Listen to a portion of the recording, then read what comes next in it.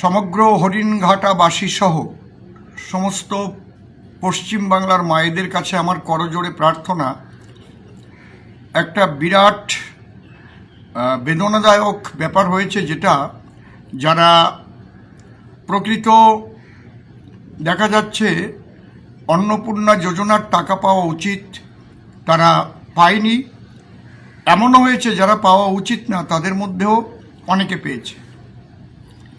আমি আপনাদের কাছে একটা কথা বলছি, রিজেক্ট লেখা থাকুক আর যা লেখা থাকুক, এটা রিজেক্ট হবে না। আপনারা নিশ্চয়ই পাবেন টাকা। এর মূল কারণ হচ্ছে এখনও পৌরসভা এবং পঞ্চায়েতগুলোতে বিডিও অফিসে, এসডিও অফিসে কিছু চটি চাটার দল এখনও আছে। এগুলোকে চিহ্নিত করতে হবে। এরা তৃণমূল দেখে দেখে নামগুলোকে ওকে করে অ্যাপ্রুভ করে পাঠিয়ে দিয়েছে, যে জন্য তারা আগে পেয়েছে। মায়েরা, আপনারা কোনো চিন্তা করবেন না, একটু ধৈর্য ধরুন।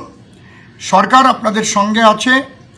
মাননীয় মুখ্য সচিব বলে দিয়েছেন, যারা পেয়েছে এটা রাফলি তড়িঘড়ি করে করা হয়েছে আপনাদের দেবার জন্য, সরকার কথা রাখবার জন্য, সংকল্পপত্রের যে বাক্য, যে গ্যারান্টি, সেই গ্যারান্টি রাখার জন্য। আপনারা সকলেই পাবেন যারা পাওয়ার উপযুক্ত। দুটো লিস্ট করুন আপনারা।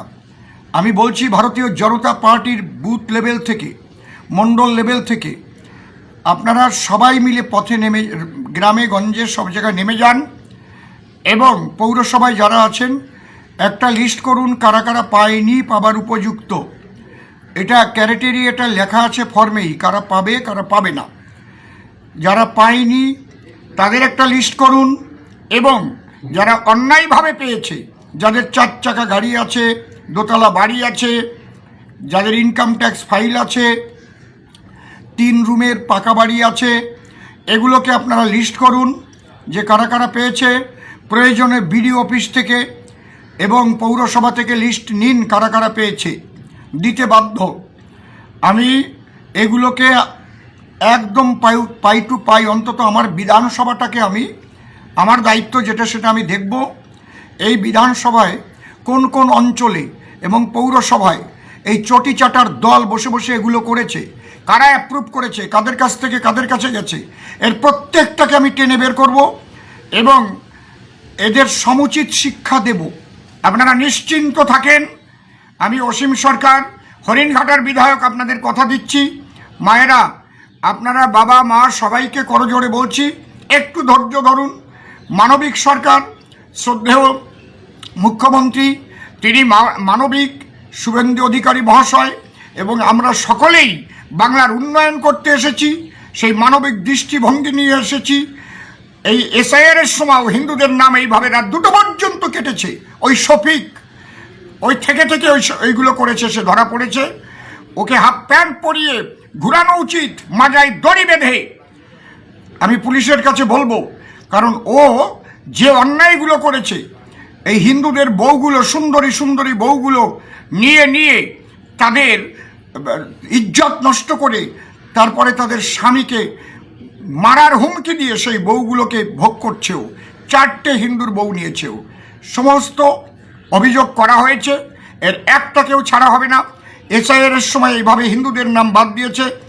আর যারা সিএ সার্টিফিকেট পেয়েছে, আমি বিডিও সাহেবদের বলছি, এসডিও সাহেবদের বলছি, এরা যেন 6 নম্বর ফর্ম ফিল আপ করলে একটাও বাদ না যায়।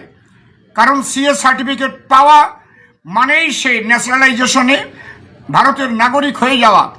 ওই 13টা প্রমাণের উপরেই লেখা আছে রেজিস্ট্রেশন / ন্যাশনালাইজেশন সার্টিফিকেট দিলেই হবে। এই জন্য এ নিয়ে আলাদা কোনো অর্ডারের কোনো দরকার নেই। যারা বলছে আলাদা অর্ডার আমাদের কাছে আসেনি, আমি কিন্তু তাদের ছেড়ে দেব না। প্রত্যেকটাকেই কিন্তু আমি দেখব, সে যত বড় মাপের অবিচার হোক, সে কতটা আইন শিখে ওখানে বসেছে, সেটা কিন্তু আমি দেখব। আমি শুধু মা বাবা ভাই বোন আপনাদের কাছে প্রার্থনা করছি, আপনারা কোথাও গিয়ে অসৌজন্যমূলক ব্যবহার করবেন না, কোথাও কোনো গণ্ডগোলের সৃষ্টি করবেন না। আমার বিধানসভাটা আমি দেখছি, প্রত্যেক বিধায়কদের বলছি তারা তাদের বিধানসভাটা দেখুক। আজকে আমরা কলকাতায় আছি, আগামীকাল আমরা বাড়িতে যাব।